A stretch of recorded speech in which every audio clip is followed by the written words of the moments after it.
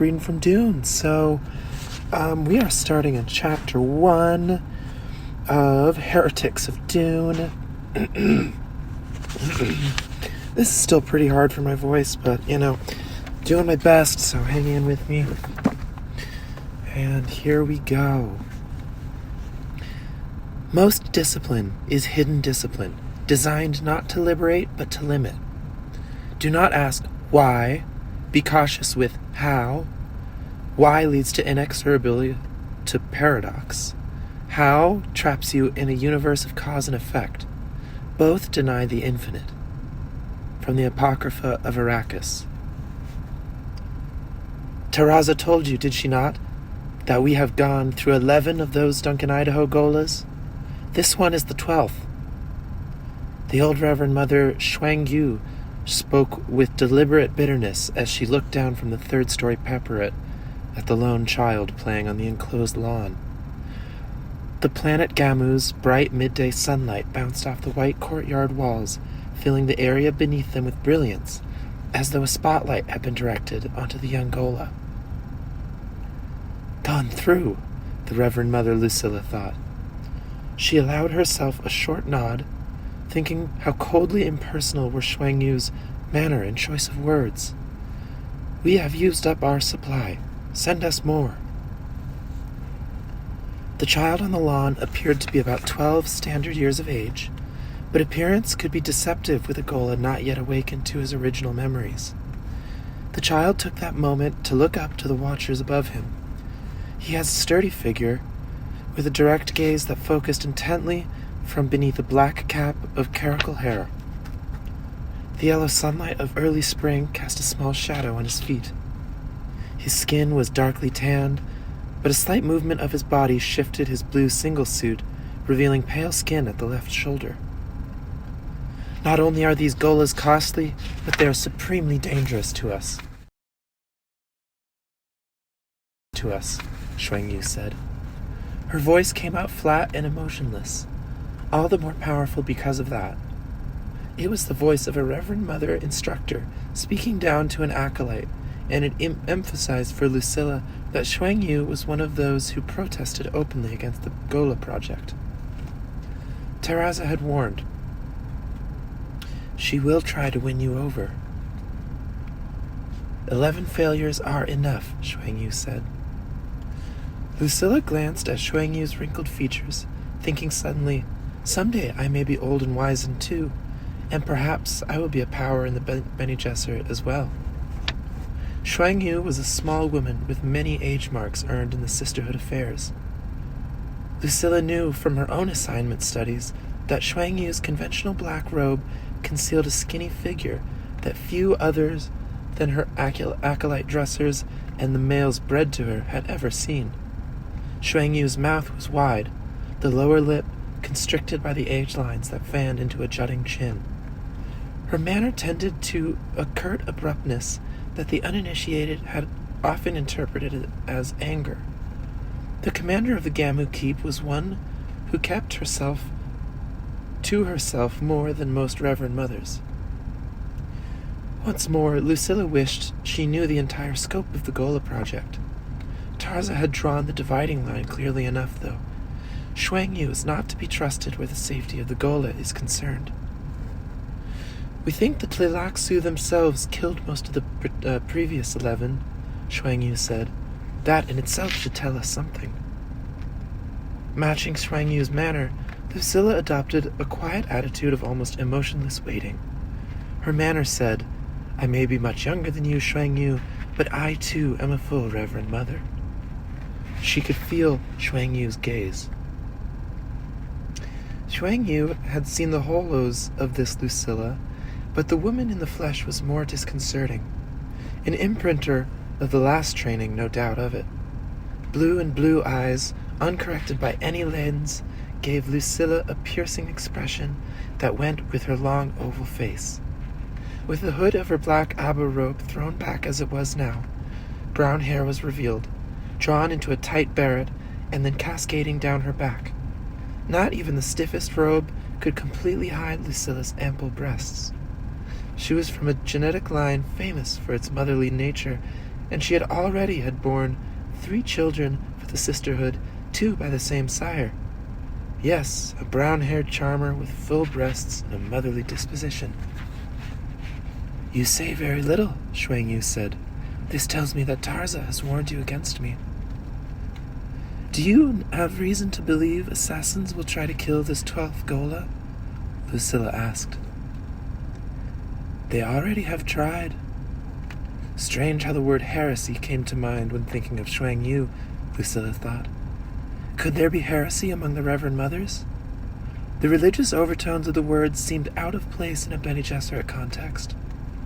How could there be heretical movements among people who held a profoundly manipulative attitude toward all things religious? Lucilla shifted her attention down to the ghola, who took this moment to perform a series of cartwheels that brought him around full circle until he once more stood looking up at the 2 observers on the parapet. "How prettily he performs," Shuang Yu sneered. The old voice did not completely mask an underlying violence. Lucilla glanced at Shuang Yu. Heresy. Dissidence was not in the proper word. Opposition did not cover what could be sensed in the old woman. This was something that could shatter the Bene Gesserit. Revolt against Tazara? Against the Reverend Mother Superior? Unthinkable. Mother Superiors were cast in the mold of monarch. Once Taraza had accepted counsel and advice and then made her decision, the sisters were committed to obedience. "This is no time to be creating new problems," Shuang Yu said. Her meaning was clear. People from the scattering were coming back, and the intent of some among those lost ones threatened the sisterhood. Honored mattress. How like the Reverend Mothers, the words sounded. Lucilla ventured an exploratory sally. "So you think we should be concentrating on the problem of those honored mattress from the scattering?" "Concentrating? Ha! They do not have our powers. They do not show good sense. They do not have mastery of melange. And that is what they want from us, our spice knowledge." Perhaps, Lucilla agreed. She was not willing to concede on this scanty evidence. Mother Superior Taraza has taken leave of her senses to dally with this ghola thing now, Shuang Yu said. Lucilla remained silent. The ghola project definitely had touched an old nerve amongst the sisters.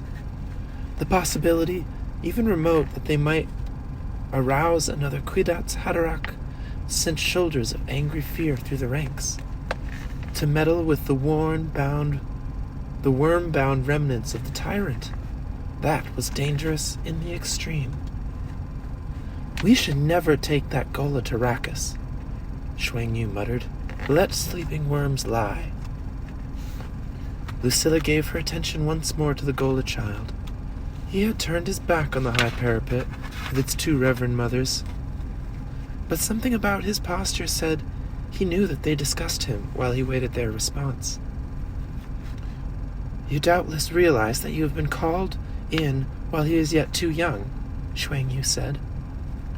"I have never heard of the deep imprinting on one that young," Lucilla agreed.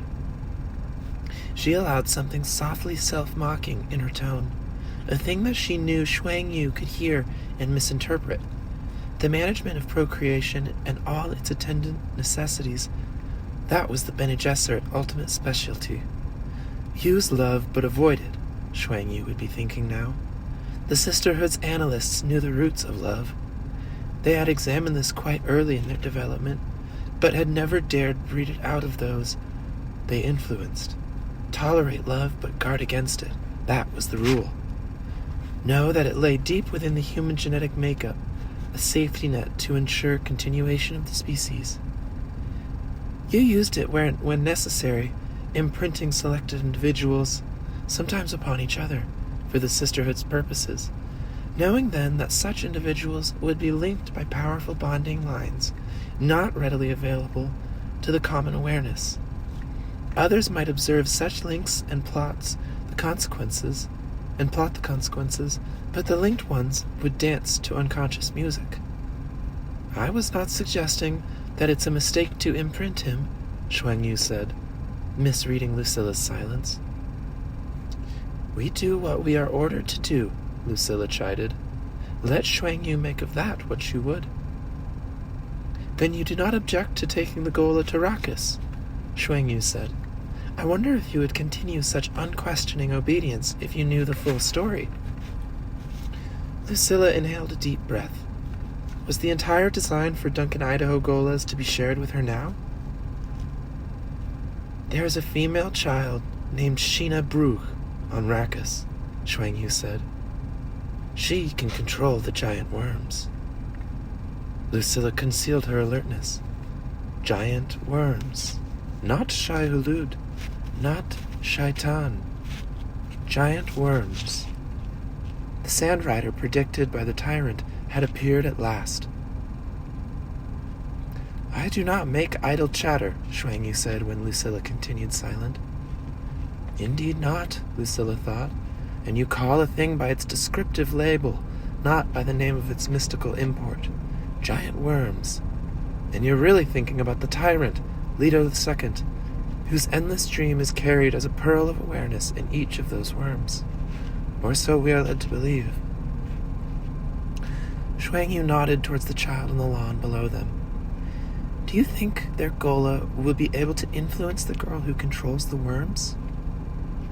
We're peeling away the skin at last, Lucilla thought. She said, I have no need for the answer to such question. You are a cautious one, Shuang Yu said. Lucilla arched her back and stretched. Cautious? Yes, indeed. Taraza had warned her. Where Shuang Yu is concerned, you must act with extreme caution but with speed. We have a very narrow window of time within which we can succeed. Succeed at what? Lucilla wondered. She glanced sideways at Shuang Yu. I don't see how the Tleilaxu could succeed in killing 11 of these gholas. How could they get through our defenses? We have the Bashar now, Shuang Yu said. Perhaps he can prevent disaster. Her tone said she did not believe this. Mother Superior Taraza had said, You are the imprinter, Lucilla. When you get to Gamu, you will recognize some of the pattern. But for your task, you have no need for this full design.